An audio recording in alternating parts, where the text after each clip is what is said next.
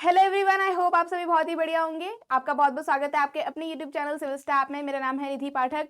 हाँ जी, तो हम कर रहे हैं यूजीसी नेट जून 2025 की तैयारी और आज हमारी थर्ड क्लास है जिसमें हम एमसीक्यू प्रैक्टिस करने वाले हैं आपके कॉमर्स सब्जेक्ट के, जिनका भी पेपर 2 कॉमर्स है। हाँ जी, तो चलिए स्टार्ट करते हैं आज की क्लास फटाफट। तो हमारे पास पहला क्वेश्चन है आज का, when a new partner is admitted into a partnership, which of the following is generally required? तो आपका पहला क्वेश्चन जो है वो आपका अकाउंटिंग एंड ऑडिटिंग यूनिट से है। तो अकाउंटिंग एंड ऑडिटिंग यूनिट जो है उसमें से पार्टनरशिप जो आपका टॉपिक है अकाउंट्स में, उससे काफी ज्यादा क्वेश्चन आते हैं, थ्योरी भी और प्लस प्रैक्टिकल भी। तो आपने दोनों ही प्रैक्टिस करके जाना है। प्रैक्टिकल क्वेश्चन किस तरीके से आते हैं आपके, जैसे एडमिशन ऑफ अ पार्टनर हुआ तो उसमें प्रॉफिट शेयरिंग रेशियो कैलकुलेट करो, उसमें जो है new profit sharing ratio calculate करो, गेनिंग रेशियो, सैक्रिफाइसिंग रेशियो, या फिर पार्टनरशिप डीड क्या होती है, उसके कौन कौन से कंटेंट होते हैं, and in case of absence of partnership deed क्या क्या कंडीशन एप्लीकेबल होती है। तो पार्टनरशिप अकाउंट जो है वो आपका अकाउंट्स में बहुत इंपॉर्टेंट है, बहुत ही ज्यादा इंपॉर्टेंट टॉपिक है। सबसे ज्यादा क्वेश्चन जो है वो यहीं से आते हैं। तो आपने पार्टनरशिप अकाउंटिंग बहुत ही अच्छे से डिटेल में करके जानी है। तो यहाँ पे पार्टनरशिप अकाउंटिंग से ही पूछा हुआ है कि अगर कोई नया पार्टनर एडमिट हो रहा है पार्टनरशिप फर्म में, तो इसमें से क्या क्या हमें जो है वो करना पड़ता है। तो रीवैल्यूएशन करनी पड़ती है एसेट्स की एंड लायबिलिटीज की। सेकेंड ऑप्शन है रीडिस्ट्रीब्यूशन करते हैं हम प्रॉफिट्स का और लॉसेस का अमंग एग्जिस्टिंग पार्टनर जो ओल्ड पार्टनर्स हैं। और गुडविल का हम जो है एडजस्टमेंट करते हैं, चाहे वो एग्जिस्टिंग गुडविल है या फिर जो नया पार्टनर लेकर आ रहा है उसका। तो इसमें से क्या ऑप्शन होगा, इसमें से all of the above option जो है वो सही होगा, क्योंकि जब भी कोई नया पार्टनर एडमिट होता है किसी भी पार्टनरशिप फर्म में तो हम रिकॉन्स्टिट्यूशन करते हैं पार्टनरशिप फर्म का। क्या करते हैं?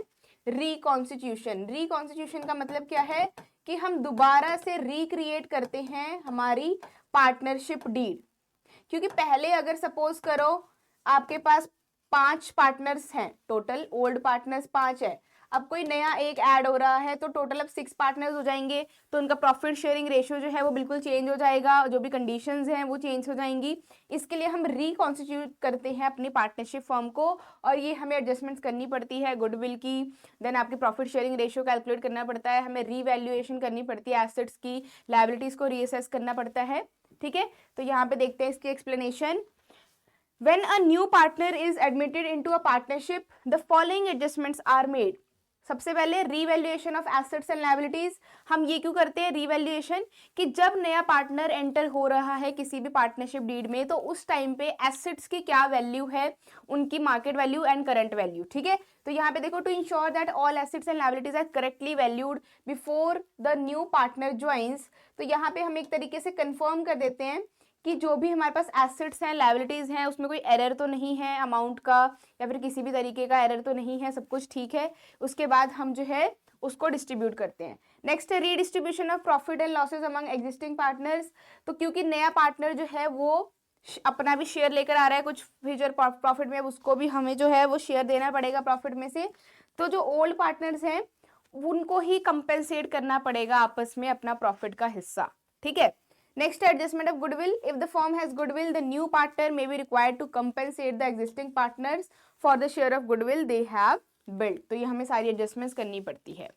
नेक्स्ट क्वेश्चन है, upon the death of a partner which of the following is not included in the settlement of their account.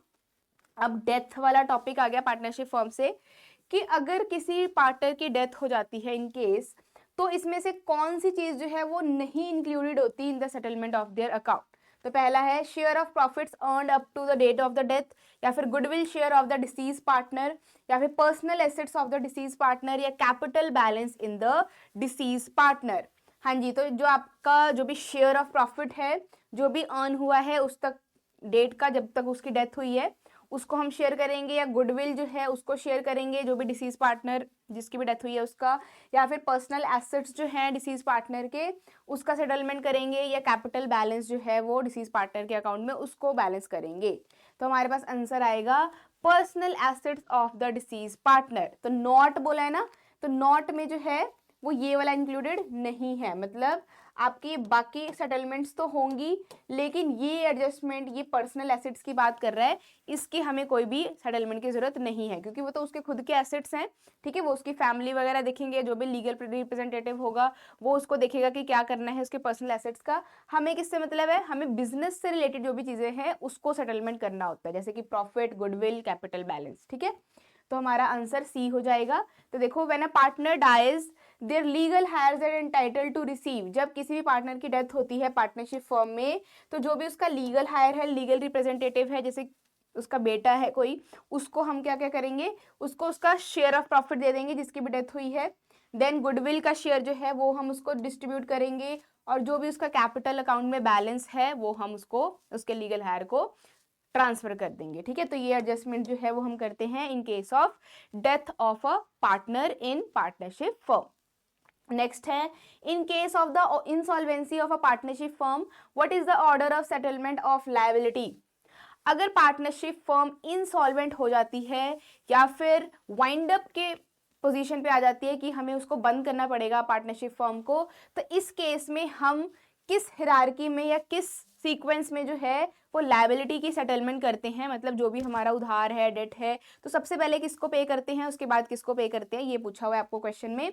तो इसके ऑप्शंस देखो, पार्टनर्स कैपिटल अकाउंट को पहले हम सेटलमेंट करेंगे, फिर आउटसाइड लायबिलिटी पे करेंगे, फिर पार्टनर्स के लोन अकाउंट को पे करेंगे, पहला ऑप्शन ये है। फिर है आउटसाइड लायबिलिटीज पहले पे करेंगे, फिर पार्टनर्स के लोन अकाउंट का सेटलमेंट करेंगे, उसके बाद पार्टनर्स के कैपिटल अकाउंट का सेटलमेंट करेंगे। सी ऑप्शन है partners loan account to partners capital account and outside liability. And last option है random settlement as per convenience, या फिर जो भी हमें सही लगता है, जिसको भी हमें पैसे पहले देने हैं उसकी हमारी मर्जी, अपनी कन्वीनियंस के हिसाब से हम जो है सेटलमेंट करेंगे। तो ऑप्शन क्या आएगा, तो यहाँ पे ऑप्शन जो है वो हमारा बनेगा बी ऑप्शन, राइट। क्यों, सबसे पहले हम आउटसाइड लायबिलिटीज को सेटल करेंगे, जो भी आपके क्रेडिटर्स हैं, ठीक है, डिवेंचर होल्डर्स हैं, या आपने बैंक से लोन लिया है, पहले हम उसको चुकाएंगे, उसके बाद जो भी पार्टनर ने लोन दिया है पार्टनरशिप फर्म में उसको हम वापस करेंगे पैसा, लास्ट में पार्टनर्स के कैपिटल अकाउंट को जो है वो सेटल करेंगे। तो ऑप्शन हमारा बी सही हो जाएगा। देखो explanation, when a partnership firm becomes insolvent liabilities are settled in the following order. तो सबसे पहले क्या आएगा, आउटसाइड लायबिलिटी, जैसे कि क्रेडिटर, बैंक लोन, ठीक है, उसको सबसे पहले पे करेगा पार्टनर जो भी होंगे, ठीक है। नेक्स्ट है partners loan are repaid after outside liability, and third partners capital account settled last depending on the remaining funds. तो ये जो ऑर्डर है ये इंश्योर करेगा कि जो आपके स्टेक होल्डर्स हैं, जो भी एक्सटर्नल स्टेक होल्डर्स हैं, are paid before the firm settles in its internal liability. Clear. तो ये था आपका in case of insolvency of the partners. तो हमने एडमिशन का क्वेश्चन देख लिया, डेथ का क्वेश्चन देख लिया, एंड इंसॉल्वेंसी का क्वेश्चन, 3 क्वेश्चन जो है वो हमने देख लिए, जिससे हमें बहुत ही इंपॉर्टेंट पॉइंट जो है वो पता लगे हैं, ठीक है। ऑर्डर ऑफ सेटलमेंट पता लग गया हमें, देन हमें एडमिशन के केस में कौन कौन सी एडजस्टमेंट करनी पड़ती है ये पता लग गया, देन जब कोई भी डेथ हो रहा है तो उसके रिप्रेजेंटेटिव को, लीगल रिप्रेजेंटेटिव को क्या क्या चीज़ें हमें जो है वो ट्रांसफ़र करनी पड़ती है, हमें ये पता लग गया। तो इसी तरीके के आपको हर क्वेश्चन के साथ कुछ नया पॉइंट या कुछ सीखने को मिलेगा, तो आपने जो है डेली ये क्लासेस लगानी है, इससे आपको बहुत ही बेनिफिट मिलेगा। आपका जो है जेआरएफ, आपका जो है एम जेआरएफ होना चाहिए, ना कि यूजीसी नेट। और जेआरएफ के लिए जितने ज्यादा क्वेश्चंस आप प्रैक्टिस करोगे उतने ही जल्दी आपका जेआरएफ होगा, सिर्फ टॉपिक्स पढ़ लेने से जो है वो जेआरएफ नहीं होता। क्लियर। चलो नेक्स्ट 4th क्वेश्चन देखते हैं, असर्शन एंड रीजन टाइप का क्वेश्चन है हमारे पास। The law of diminishing marginal utility states that as consumption of good increases the total utility derived from the good increases, ठीक है, also at increasing rate। तो हमारे पास असर्शन में statement given है, law of diminishing marginal utility जो है आपका economics में, उसको डिफाइन किया हुआ है कि मार्जिनल यूटिलिटी जो होती है वो क्या होती रहती है, इंक्रीज होती रहती है जैसे जैसे हम गुड को क्या करते हैं, कंज्यूम करते हैं। सेकेंड रीजन में क्या लिखा हुआ है, the marginal utility of a good decline as more and more units are consumed leading to slower increase in the total utility। Second line में लिखा हुआ है कि जब हम किसी गुड को कंज्यूम करते रहते हैं कॉन्टिन्यूसली, तो उससे जो मिलने वाली यूटिलिटी है, ठीक है, सेटिस्फैक्शन जो हमें मिलती है, ठीक है, तो जो उसकी सेटिस्फाइंग पावर है वो कम होती रहती है, सेकेंड लाइन में लिखा हुआ है। तो अगर आपने law of diminishing marginal utility बहुत ही अच्छे से पढ़ा होगा तो आप इसका आंसर कर पाओगे। तो यहाँ पे आंसर क्या हो जाएगा हमारे पास, जो फर्स्ट स्टेटमेंट है वो गलत है, क्योंकि लॉ ऑफ डिमिनिशिंग, देखो लॉ में ही लिखा हुआ है डिमिनिशिंग मार्जिनल यूटिलिटी, मतलब डिक्रीज होती रहती है जब भी हम कोई प्रोडक्ट को कंज्यूम करते रहते हैं, उसको हम बोलते हैं law of diminishing marginal utility. For example आप कोई चीज खा रहे हो, है ना, तो आपने जब पहला पीस खाया तो उससे जो सेटिस्फेक्शन मिलेगी, सेकंड पीस खाओगे, थर्ड पीस खाओगे, और जब आपका पूरा पेट भरने वाला होगा तो लास्ट पीस से जो है आपको बिल्कुल भी सेटिस्फेक्शन नहीं मिलेगी, आपको बिल्कुल भी खाने का मन नहीं करेगा। इसको बोलते हैं law of diminishing marginal utility, but इसके एक्सेप्शंस भी होते हैं। एंड सेकेंड लाइन जो है वो बिल्कुल सही कह रही है कि गुड्स जो है जैसे जैसे हम कंज्यूम करते हैं वैसे वैसे मार्जिनल यूटिलिटी डिक्लाइन होती रहती है। तो इसका आंसर क्या हो जाएगा, A is false but R is true, तो हमारा डी ऑप्शन जो है वो सही हो जाएगा। तो यहाँ पे देखो, law of diminishing marginal utility states that as a consumer consumes more units of a good, the marginal utility, that is additional satisfaction derived from each additional unit decreases। ठीक है, तो इसलिए हमारा assertion जो है वो गलत है और रीजन जो है वो सही है। क्लियर, चलिए नेक्स्ट है, विच of the following best describes the law of variable proportion. चलो अब ये आपका प्रोडक्शन फंक्शन जो आपका चैप्टर है माइक्रो इकोनॉमिक्स में, उससे क्वेश्चन पूछा गया है। लॉ ऑफ वेरिएबल प्रोपोर्शन को कौन सी लाइन सबसे सही डिस्क्राइब कर रही है? पहला ऑप्शन है, it explains the relationship between inputs and output in the long run. जो आपका लॉ ऑफ वेरिएबल प्रोपोर्शन है वो हमें इनपुट और आउटपुट के बीच में रिलेशन बताता है लॉन्ग रन में। सेकेंड ऑप्शन है, it states that total output always increases at an increasing rate when more units of variable factor are employed। Second statement कह रहा है कि जो आपका आउटपुट है वो इंक्रीज होता रहता है इंक्रीजिंग रेट पे जैसे जैसे आपका वेरिएबल फैक्टर और ऐड होता रहता है। इसका मतलब वेरिएबल फैक्टर और आउटपुट के बीच में कैसा रिलेशन है? पॉजिटिव रिलेशन है। नेक्स्ट है, it applies when at least one factor of production is fixed and the proportion of variable input changes. C आपका ऑप्शन है कि यहाँ पे according to law of variable proportion हम एक फैक्टर को फिक्स रखते हैं और बाकी फैक्टर्स को जो है वो वेरिएबल रखते हैं, और जो आपका वेरिएबल फैक्टर है वो आपका इनपुट होता है, एक तरीके से हम उसको चेंज करते रहते हैं जिससे हमारा आउटपुट चेंज होता है। नेक्स्ट है, it contradicts the law of diminishing marginal return. तो इसमें से क्या ऑप्शन आ जाएगा सही? इसमें से ऑप्शन सही आ जाएगा सी ऑप्शन। हम लॉ ऑफ वेरिएबल प्रोपोर्शन में एक फैक्टर फिक्स रखते हैं जैसे कि फॉर एग्जांपल लैंड, और एक फैक्टर हम वेरिएबल ले लेते हैं जैसे कि लेबर, और उसको चेंज करते रहते हैं। उसके बाद हम देखते हैं कि टोटल आपका जो प्रोडक्शन है या टोटल प्रोडक्ट है और मार्जिनल प्रोडक्ट है उसमें क्या रिलेशन है। ठीक है, तो हमारा आंसर जो है वो सी हो जाएगा। तो law of variable proportion applies in short run, इसलिए हमारा पहला ऑप्शन गलत हो गया कि शॉर्ट रन में हम लॉ ऑफ वेरिएबल प्रोपोर्शन पढ़ते हैं ना कि लॉन्ग रन में। ठीक है, और शॉर्ट रन में ही हमारा फैक्टर जो है एक वो फिक्स रहता है और बाकी वेरिएबल, लेकिन इन लॉन्ग रन सारे ही फैक्टर्स वेरिएबल हो जाते हैं। ठीक है, तो यहाँ पे देखो, where one factor such as land और capital remain fix and the proportion of variable inputs like labour changes, it explain how marginal and total output behave as more units of variable factor are added. तो इसमें हम जो है total product, marginal product, average product ये calculate करना सीखते हैं, फिर इनके बीच में रिलेशन देखते हैं, total product and marginal product, जो आपके क्वेश्चन काफ़ी पूछे जाते हैं इनसे। ठीक है, तो आपने जितने भी बिजनेस इकोनॉमिक्स में लॉ है, ठीक है, लॉ ऑफ आपका demand, law of supply, then आपका law of diminishing marginal utility, law of variable proportion, जितने भी लॉ हैं, law of equi marginal utility, सारे ही डिटेल में पढ़ने हैं विद कर्व्स। उनके जितने भी कर्व्स हैं, demand curve, supply curve, then इसके जो कर्व्स हैं टोटल प्रोडक्ट के, देन मार्जिनल कॉस्ट के, एवरेज कॉस्ट के, सारे ही आपने कर्व्स बहुत ही डीप में बहुत ही थरली पढ़ के जाने हैं, क्योंकि बिजनेस इकोनॉमिक्स से क्वेश्चन जो है वो बहुत ही डीप में आते हैं। मतलब आपको एक एक चीज़ क्लियर होनी चाहिए, कर्व्स की किस तरीके से बनते हैं, कौन सी कर्व किसको किस तरीके से काटती है, कहाँ पे मिनिमम पॉइंट है, ये सारा आपको पढ़ के जाना है, क्योंकि यहाँ से क्वेश्चन काफ़ी पूछे जाते हैं। डायरेक्ट जो है क्वेश्चन नहीं आता बिजनेस इकोनॉमिक्स में कि डायरेक्टली पूछ लिया कि हाँ जी क्या रिलेशन है डिमांड और प्राइस के बीच में, ऐसा नहीं है।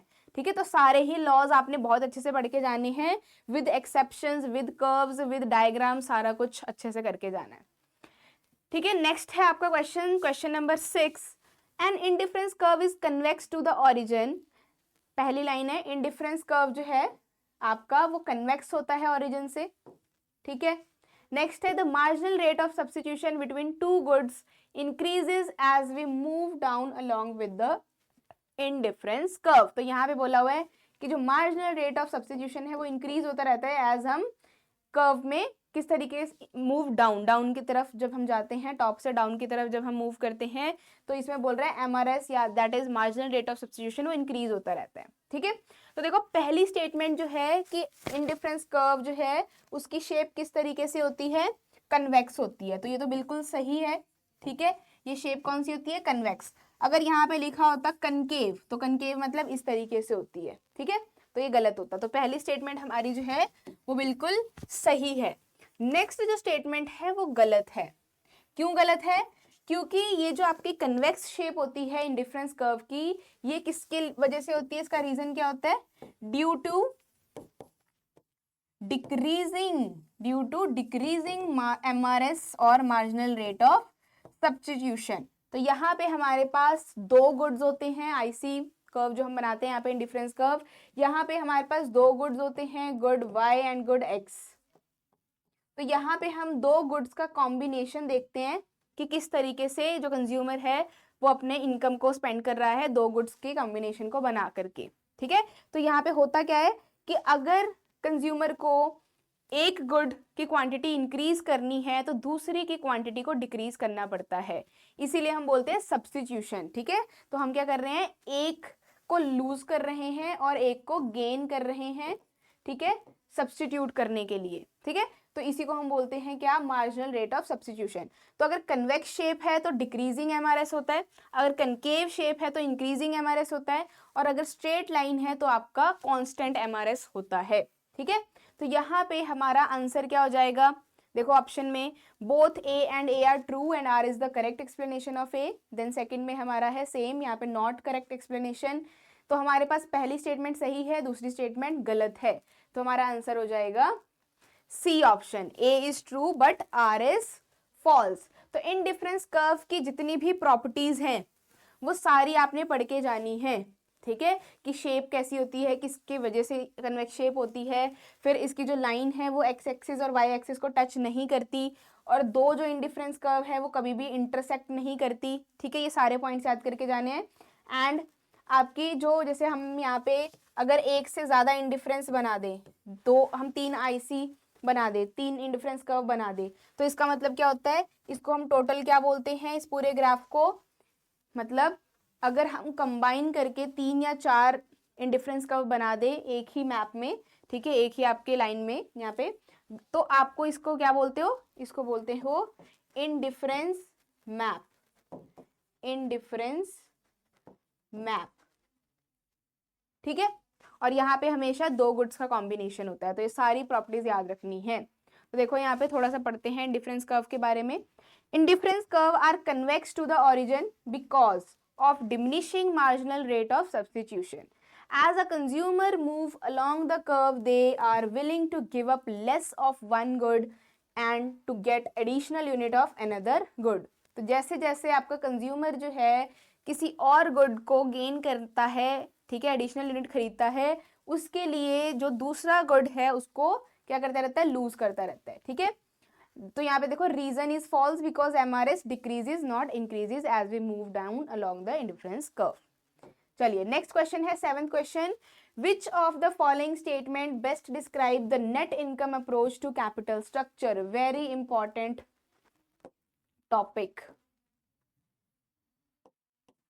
अब ये हमारा जो है वो टॉपिक है बिजनेस फाइनेंस से, बिजनेस फाइनेंस। बिजनेस फाइनेंस में मैंने पहले भी बताया आपको कि इसमें जितनी भी थ्योरीज हैं, कैपिटल स्ट्रक्चर की थ्योरीज, डिविडेंड की थ्योरीज, सारी की सारी थ्योरीज डिटेल में बहुत ही डीप में पढ़ के जानी है। यहाँ से क्वेश्चन हर बार आते ही आते हैं। जैसे कि यहाँ पे कैपिटल स्ट्रक्चर की नेट इनकम अप्रोच थ्योरी से क्वेश्चन आपको पूछ लिया गया है कि इसमें से नेट इनकम अप्रोच जो थ्योरी है उसमें सही इसका क्या फीचर है। तो पहला है आपके पास option, capital structure has no impact on the firm's value, कि जो फर्म की वैल्यू हम कैलकुलेट करते हैं उसमें कैपिटल स्ट्रक्चर का कोई भी इंपॉर्टेंस नहीं है, उससे कोई फर्क नहीं पड़ता।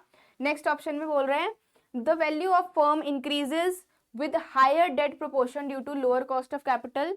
जैसे जैसे हम जो है डेट ज्यादा लेते हैं, अगर आपने डेट ज्यादा लिया है, इक्विटी कम, इक्विटी के थ्रू फाइनेंस जो है वो कम लिया है, तो इसमें क्या होता रहता है, इसमें हमारा जो वैल्यू ऑफ फर्म है वो इंक्रीज हो जाता है क्योंकि हमारा कॉस्ट ऑफ कैपिटल जो है वो कम हो जाता है। नेक्स्ट है the cost of equity remains constant regardless of leverage. Cost of equity जो है वो उसमें कोई फर्क नहीं पड़ता, वो कांस्टेंट रहता है चाहे आपने जितना मर्जी डेट लिया हो। लीवरेज का मतलब क्या होता है, डेट। ठीक है। नेक्स्ट है the firm's value is determined solely bye it's earning before interest and taxes. और लास्ट लाइन कह रहा है कि जो ईबीआईटी है इसी से ही फर्म की वैल्यू जो है वो हम जज करते हैं, बाकी किसी और से हम जज नहीं करते। ठीक है। तो नेट इनकम अप्रोच जो है वो आपकी ये थ्योरी में सारी चीजें, इसमें फीचर्स आपने पढ़ने हैं एंड इसके डायग्राम्स भी हैं। Net income approach, net operating income approach, then Modigliani approach, ये सारे आपने जो है सबके डायग्राम्स पढ़ने हैं, उसके साथ जो भी कंडीशंस है वो सारी पढ़नी है। तो इसका आंसर जो है वो हमारा बी हो जाएगा, that is the value of firm increases with higher debt proportion due to low cost of capital. देखो, जब आप डेट ज्यादा लोगे, मतलब जब आपने लोन ज्यादा लिया है, फॉर एग्जांपल बैंक से लोन लिया है आपने, तो यहाँ पे आप क्या पे करोगे, यहाँ पे आप इंटरेस्ट पे करोगे। इंटरेस्ट पे करोगे तो ये एज एन एक्सपेंस आपके पीएनएल अकाउंट में शो होगा कि हम जो है इंटरेस्ट पे कर रहे हैं, तो हमारा ये खर्चा है। तो इससे क्या होगा, आपकी इनकम जो है वो कम शो होगी। इनकम कम शो होगी तो आपको टैक्स कम देना पड़ेगा, तो आपका ओवरऑल कॉस्ट ऑफ कैपिटल जो है वो क्या हो जाएगा, डिक्रीज हो जाएगा। ठीक है, according to net income approach. तो it was given by whom, David Durand. Very important, ये किसने दिया था थ्योरी, डेविड डुरांड ने दी थी। और इसने क्या कहा था, firms can increase their value and reduce overall cost of capital by increasing the proportion of debt in their capital structure। तो जो डेविड थे उन्होंने बोला था according to this approach, net income approach, कि अगर आप अपने सोर्स ऑफ फाइनेंस में डेट का प्रोपोर्शन ज्यादा रखते हो, फॉर एग्जाम्पल आपका टोटल कैपिटल है 10 लाख, ठीक है, 10 लाख ये ज्यादा लेते, 40 लाख आपका टोटल कैपिटल है, इसमें से अगर आपने 30 लाख जो है वो डेट के थ्रू पैसा लिया है अपने फर्म में, एंड 10 लाख जो है वो आपने शेयर इशू करके इक्विटी के थ्रू जो है वो पैसा आपने लेकर आए हो। सोर्स ऑफ फाइनेंस आपका 10 लाख इक्विटी से है एंड 30 लाख डेट से है, तो किसका प्रोपोर्शन ज्यादा है, डेट का ज्यादा प्रोपोर्शन है, 30 लाख। ठीक है, तो इस केस में आपका जो ओवरऑल कॉस्ट ऑफ कैपिटल होगा वो क्या होगा, कम हो जाएगा, according to David Durand in his net income approach. Next है this happens because debt is cheaper source of finance compared to equity। और जब आपको उधार लेना होता है बैंक से, तो उसके लिए आपको कोई प्रोस्पेक्टस नहीं इशू करना, कोई भी शेयर्स पे पैसा खर्च करने की जरूरत नहीं है, किसी अंडर राइटर्स को पैसा देने की जरूरत नहीं है, तो आपकी जो फ्लोटेशन कॉस्ट है वो बच जाती है। तो हमारा जो डेट है वो चीपर सोर्स ऑफ फाइनेंस माना जाता है एज कंपेयर टू इक्विटी। ठीक है, so however this approach assumes that no bankruptcy risk और फाइनेंशियल डिस्ट्रेस कॉस्ट। क्लियर, तो ये है आपका explanation of this question. Next है 8th question, according to Modigliani and Miller approach, proposition 1 that is without taxes, what is the impact of capital structure on firm's value. अब आपका ये भी एक थ्योरी है कैपिटल स्ट्रक्चर का, that is MM approach जिसको हम बोलते हैं शॉर्ट में। तो according to this capital structure जो है वो उसकी क्या इंपॉर्टेंस है या वो किस तरीके से इंपैक्ट करता है फर्म की वैल्यू पे। तो आपके पास ऑप्शंस गिवन है, देखो, firm value is maximize when debt financing is increase, तो सेम वही चीज दी हुई है कि फर्म की वैल्यू इंक्रीज होती है अगर आप डेट ज्यादा इंक्रीज कर रहे हो। Then capital structure is irrelevant and the firm value depends only on its earnings and assets. Then second line बोल रहे हैं कि कैपिटल स्ट्रक्चर की कोई इंपॉर्टेंस नहीं है, आप जिस मर्जी सोर्स से पैसा लेकर आओ, जो उसकी अर्निंग है उससे वैल्यू ऑफ फर्म जो है वो डिटरमाइन होती है। नेक्स्ट जो है ऑप्शन वो कह रहा है the firm should always prefer equity over debt to avoid financial risk, कि हमें इक्विटी से ज़्यादा पैसा लेके आना चाहिए अपनी कंपनी में एज कम्पेयर टू डेट।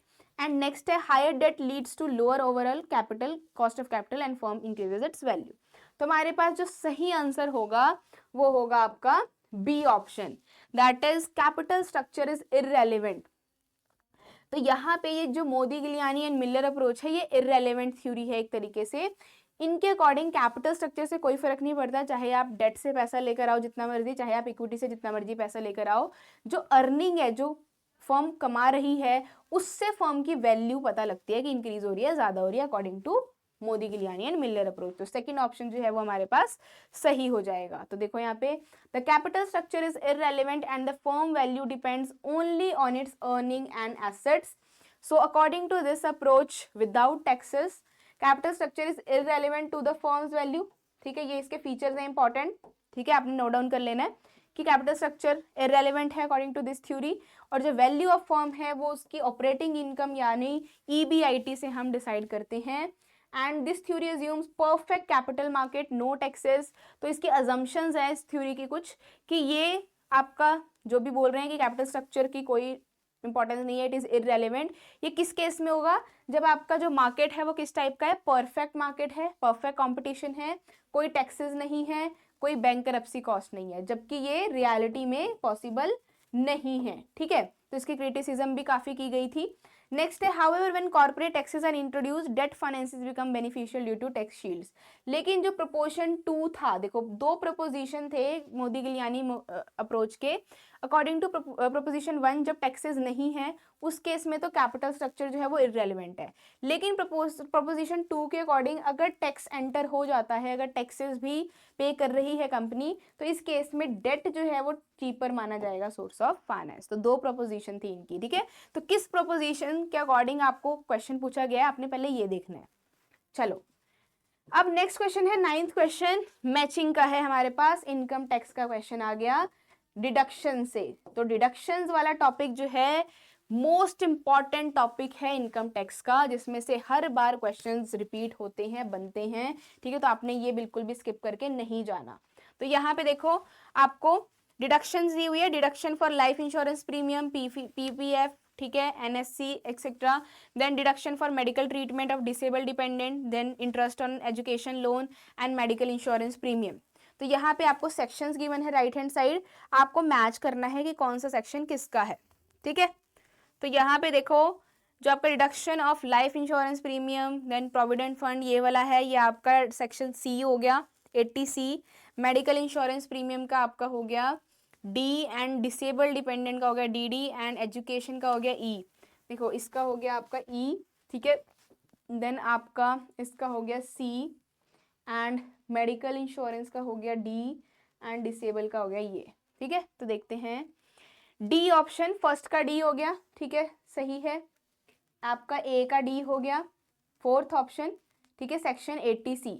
इसके बाद आपका डी किसका है, सी ऑप्शन, सेकंड का सी ऑप्शन, ठीक है, डी। तो देखो इसको कैसे याद करना होता है, यहाँ पे डी लिखा हुआ है 80DD, तो डी यहाँ पे क्या है, डिसेबल डिपेंडेंट, यहाँ पे भी 2D है, तो इससे याद रखना है सेक्शन 80DD जो है वो डिसेबल डिपेंडेंट के लिए है।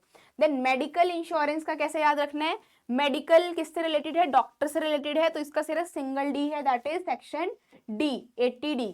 देन एजुकेशन लोन है, एजुकेशन में क्या आ रहा है, E आ रहा है, तो ये हो गया 80E। तो ये शॉर्टकट ट्रिक्स होती हैं डिडक्शंस याद करने की, क्योंकि बहुत सारी डिडक्शंस होती हैं, तो आप सारे की सारी डिडक्शन नहीं याद रख सकते कि कौन सी डिडक्शन किस चीज़ के लिए है, तो आपको शॉर्ट ट्रिक्स जो है वो याद करनी पड़ती हैं। तो ये शॉर्ट ट्रिक्स जो है वो मैं आपको बताऊंगी। ठीक है, तो यहाँ पे देखो 80C जो है वो किसका है, deduction for life insurance premium, PPF NSC। Clear, तो इसका आंसर ये हो जाएगा, इस तरीके से मैचिंग कर देंगे। ठीक है, तो इनके सबकी जो है वो अमाउंट, लिमिट, ये सारा मैक्सिमम लिमिट कितना जो है डिडक्शन मिलेगा आपको इस सेक्शन के या डिडक्शन के अंडर, वो सारा याद करके जाना होता है। लास्ट क्वेश्चन है, under section 80E deduction for interest paid on an education loan is allowed for how many years.